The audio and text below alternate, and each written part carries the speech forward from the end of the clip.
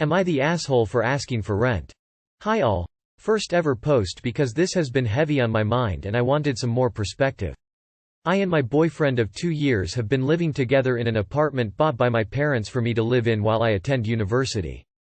They bought it for the intention of them paying the mortgage on it until I finish university and then me take over the payments so it can become mine to live in permanently, but until I graduate they are the ones making payments on it. Now my boyfriend also goes to the same university as me and my parents have said that if he is going to live with me they want him to pay rent which goes to them. Not a massive amount, around £300, which is less than what anyone would be paying for a bedroom in a shared house. He agreed to this initially without much issue. However, one day after coming back from my doctor's appointment I was talking to him about my issues and I also mentioned wanting to be better with money in general, to which he says, "Yeah, I've been meaning to talk to you about this. If we ever were to break up I would like the money back on the rent." I was very taken aback and was silent for a second. Then I got quite annoyed because not only was he planning on us breaking up in what felt like the near future but also because it's rent. You don't go to landlords and ask for your money back if you move out. And I told him as such. But his stance on the matter is that if we were to break up it would be as if we got divorced and he wanted his share of the property since he paid towards the mortgage my parents are paying. I got even more frustrated and we got into an argument to the point of breaking up and we didn't talk for a few days. His parents have told me that I'm in the wrong for getting mad at him since it's only fair this way and it's given me pause.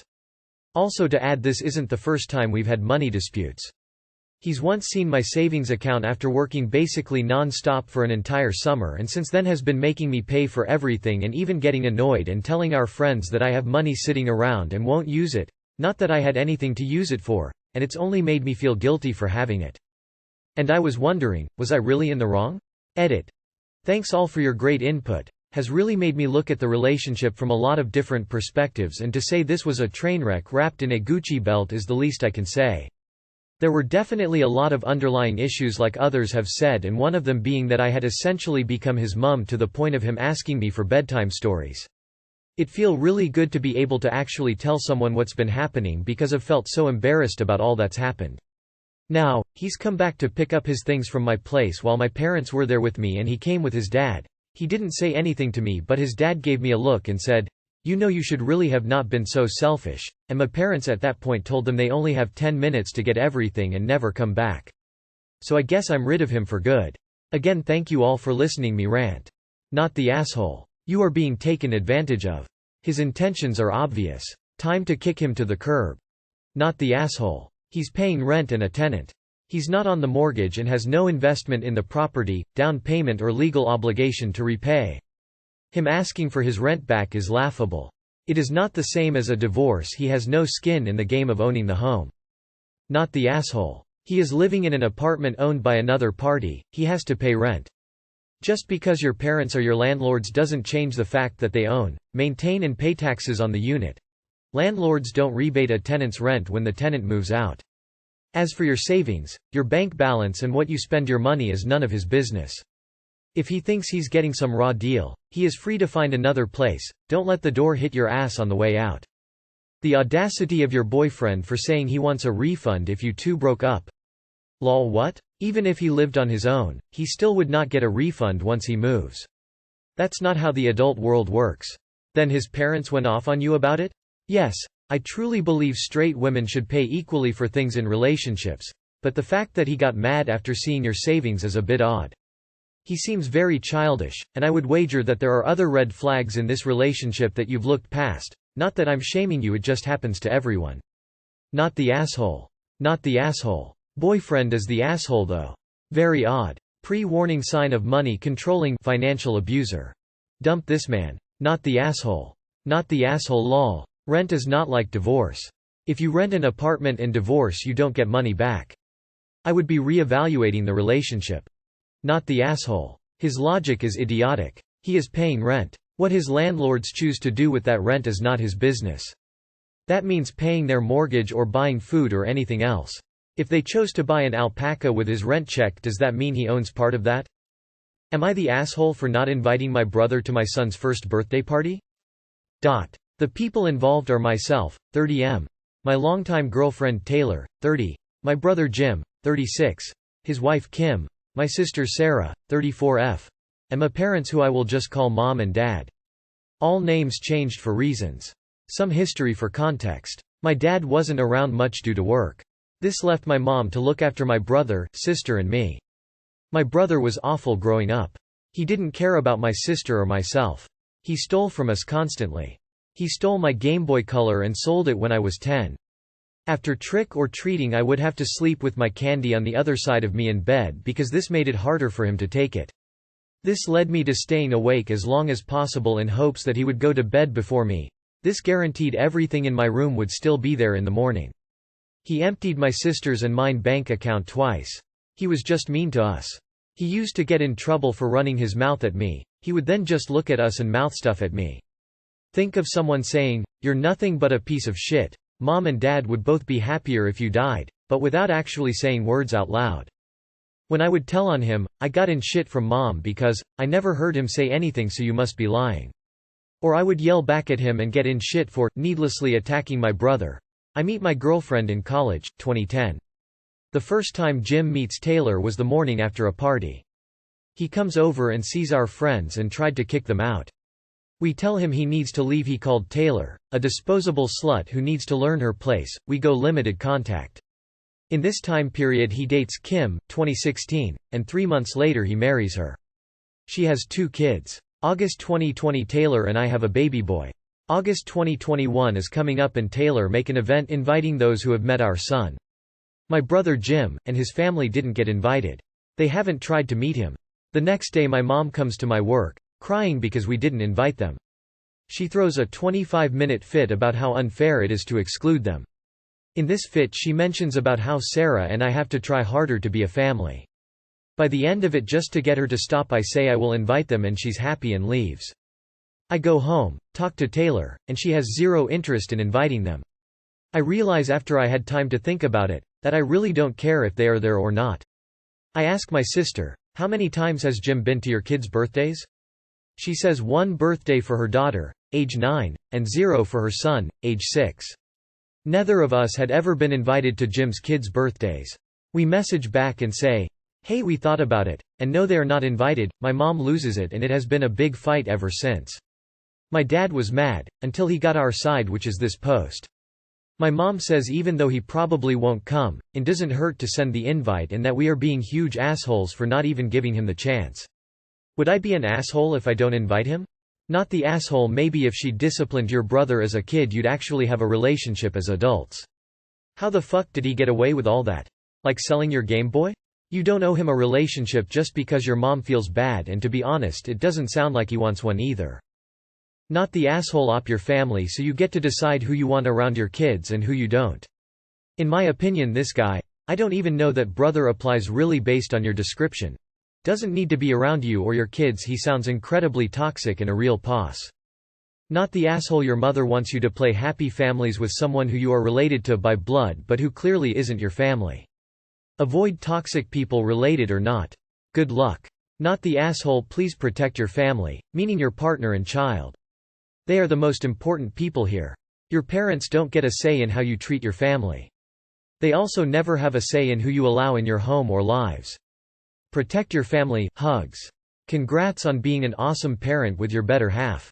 Not the asshole. Sounds like your mother still thinks of Jim as her golden child who can do no wrong. Ignore her tears and ask her if she questioned Jim why neither you or your sister were invited to his kids' parties. She probably never even bothered to ask. You don't currently have much of a relationship with your brother, and given his past behavior why would you or Taylor even want one? It's your son's celebration and as his parents, it's up to you two and only you two to decide who's invited. If your mother can't accept that, perhaps it's best she stays home. Not the asshole. I fucking hate parents like this. He emptied your bank accounts twice? On top of other evil shit? How TF can your mom ignore all of that and try to force y'all to have a relationship with him? She's so delusional. And I'd be close to cutting her off too just for continuously dismissing you and your sister's feelings over her delinquent sociopathic son. Not the asshole. The hell with the invite. I would be sending him a restraining order. Not the asshole. Tell your mom this broken family is entirely her fault. She was a terrible mother, and she's lucky she gets an invite, and if she doesn't knock it off then she'll stop getting invites as well. Would I be the asshole for not apologizing? Again, to my brother's girlfriend for making a comment about her weight? On Mobile, I know it sounds bad but please keep reading. Last year my brother, 31M, and his girlfriend, 30F, came to visit to celebrate my brother and father's birthdays. My 24F brother and I were never close due to the age gap. He also lives about 700 miles away, so I don't see him much either. I was very excited to hang out with him and his longtime GF. I don't exactly remember what I said or at what point, but the bottom line is that I had made a disparaging comment about her weight. I know 10,000% that whatever I said came from a place of my own insecurity. But I didn't get to hear about this until the next day when my brother confronted me very angrily, accusing me of bullying his girlfriend and making her feel not welcome. I was completely taken off guard and trying to figure out what exactly it was that I said. My brother snapped at me and said something to the effect of, "Don't play dumb. You knew exactly what you were doing." I came to find out that this comment wasn't even made around my brother. It was when just girlfriend and I were talking, but she didn't want to confront me herself, so she threw my brother in the middle to take care of it. I felt horrible that I had so offhandedly made a hurtful comment that I couldn't even remember what I said the next day. I was crying almost uncontrollably because I love my brother and his GF. I just don't know how to talk to them, if that makes sense. It was humiliating. So the first thing I did after the convo with my brother was sit down with his girlfriend privately and fully apologize. I poured my heart out to her, talking about how much I cared about her and where that comment came from. I fully owned my fuck up, and by the end, we were both crying and hugging and talking about plans for Thanksgiving. I thought we were cool. Fast forward to a year later, yesterday, and I receive a call from my brother for the first time in quite a while. We exchanged pleasantries and then the confrontation started again. Turns out, girlfriend still isn't over it. I don't blame her. I think about that conversation we had about once a week. But she's upset to the point where she doesn't want to visit my dad anymore if it means I will be around. She has let this stew for over a year without saying anything. Meanwhile, my brother is caught in the middle again, having to confront me over the phone. I know he didn't intend to upset me, but that shit tanked my whole goddamn day. My brother and dad are now asking me to reach out to her and see if we can bury the hatchet, but I don't feel like that's my responsibility. I took responsibility for my actions by talking to her as soon as I found out there was a problem last year. I felt like I did everything right. Like I said, I get why she's still hurt, but what more does she expect from me? She wouldn't even talk to me directly this whole time. It's all telephone between her, my brother, my dad, then me. Am I the asshole for feeling like it's not my responsibility to reach out to her again? It's hard to make a judgment without knowing what you said. Info. What precisely did you say? Edited after Op responded. When I talked to her, she didn't tell me what I said either. If the person who was supposedly hurt by your comment will not inform you what you said that insulted them, then you're simply not the asshole. The drama here is too intense for my blood. I'd avoid these people. Not the asshole. I have my suspicions about someone who claims you said something awful but won't tell you what you said. Anyway, you apologized once, apparently sincerely. Obviously, it's up to her whether to forgive you or not, but if she has chosen not to, what will another apology accomplish? NTA. My brother and dad are now asking me to reach out to her and see if we can bury the hatchet. I did that a year ago. You are talking to the wrong person. Info. If none of you can remember what was said, how do you know you even said anything offensive? How do you know that you didn't make an offhand comment that she decided to get upset over? Do you remember deliberately insulting her? Nah. It's completely standard for the partner to resolve the issues with their family directly. It's also understandable she's hurt over the insensitive remark you made. With that being said, it sounds like you genuinely tried to make things right, and had no idea she was still holding that grudge. You should still try to talk it out with her. It isn't worth rocking the boat over something like this, and it's entirely possible you didn't address things properly the first time you talked. This sounds like more than a casual comment if it's still affecting you both this long after.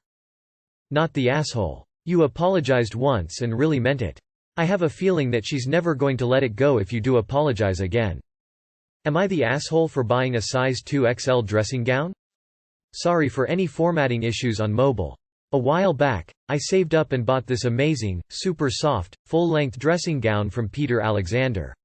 I have Ehlers-Danlos syndrome, EDS, and fibromyalgia, both of which cause severe chronic pain, largely nerve pain, which is very difficult to treat and pain meds don't help. Every 2–3 months, I suffer a fibroflare, where my nerve pain spikes and engulfs my entire body, lasting around 5 days. One type of pain I get is allodynia, which means anything touching my skin is painful. I feel like one massive bruise and even the seams of my clothes hurt me. So having a super soft dressing gown big enough to wrap around me twice is amazing. It's basically a wearable blanket with built-in cushioning, in case I bump into anything. EDS causes poor proprioception. I honestly don't know how I got through my flares without it, haha. But someone I told about it today reacted in a way I hadn't expected. She got really annoyed and said I was selfish for buying a 2XL when I'm thin, Aussie 10-12, or small, medium. 'Cause stores never stock enough plus-sized options. She said I was taking it away from someone who can't just wear a smaller one like I can, and that I should return it so someone who actually needs and deserves it can buy it. But I can't just buy a smaller one. I bought it specifically for bad pain days. I need it to be loose enough that there's no pressure on my skin and the seams don't bother me. I now wear it every morning and evening anyway, 'cause aside from flares, I do also have some degree of allodynia literally 24/7, along with peripheral neuropathy and a ton of inflammatory pain, in general. Being able to wear it when I'm just pottering around my home or resting has made a genuine difference in my pain management, especially first thing in the morning and at the end of the day, which are when my daily pain is at its worst. When I tried to explain that, she said I don't understand what fat people go through 'cause I'm a privileged thin person, and have no right to take things from people like her when I have the option to buy smaller sizes. Even though, like I said, I bought it in a 2XL for a reason. I tried on several sizes and the 2XL was the best option for me. I was annoyed by her being so dismissive of my chronic pain, at the time, but now I'm starting to see where she was coming from. I know how hard it is for someone who actually is a size 2XL to find nice, comfy clothes. Fat phobia sucks and being thin does come with privilege. The last thing I want is to deprive anyone of something for which they don't have an alternative. But at the same time, I don't have an alternative, either. You know? I feel like she's failing to acknowledge her abled privilege. What about the fact that it cost me $140 just to buy a dressing gown that doesn't actively cause me pain? So yeah. I'm pretty befuddled by all this and would appreciate your verdicts on the situation. Edited. 2 typos. NTA. 1. The market responds to demand and as such produces more. You bought from a chain and they'll produce responding to previous sales. 2. Even if one wasn't the case, it's for a medical condition. It's not your job to be in pain because the world's kinda fatphobic. Not the asshole. As a plus-size person myself, I agree that it can be hard to find larger sizes sometimes. But it is hard for short people to find pants that fit right, and naturally thin people to find that XS that they need. And you need this size for your own physical comfort. She can get off her high horse. Unless you are taking an item off the rack right in front of me, I would never consider it that you would be taking items for larger people. Not the asshole. At all. You've found a great way to manage your conditions. Keep enjoying the snuggliness. She's being ableist. Not the asshole, and it's weird she's so focused on it. I'm overweight and it doesn't bother me if thin people buy bigger sizes. The stores can order more. I would not be able to deal with this person. Not the asshole, but I will say that using the existence of fatphobia in industry to explain ableism is a pretty fresh take. Plus 2XL is a pretty common size still, especially for items people generally like to have a bit looser, such as dressing gowns. Edit. Typos. Not the asshole. I wouldn't be friends with her anymore. She clearly doesn't care about your chronic pain, you as a person, because she's too worried about herself. Not the asshole, not even close. You bought this size because it helps you manage pain. No one in their right mind should hold that against you. Yes, finding clothes when you're plus size can be a challenge, but it is getting better.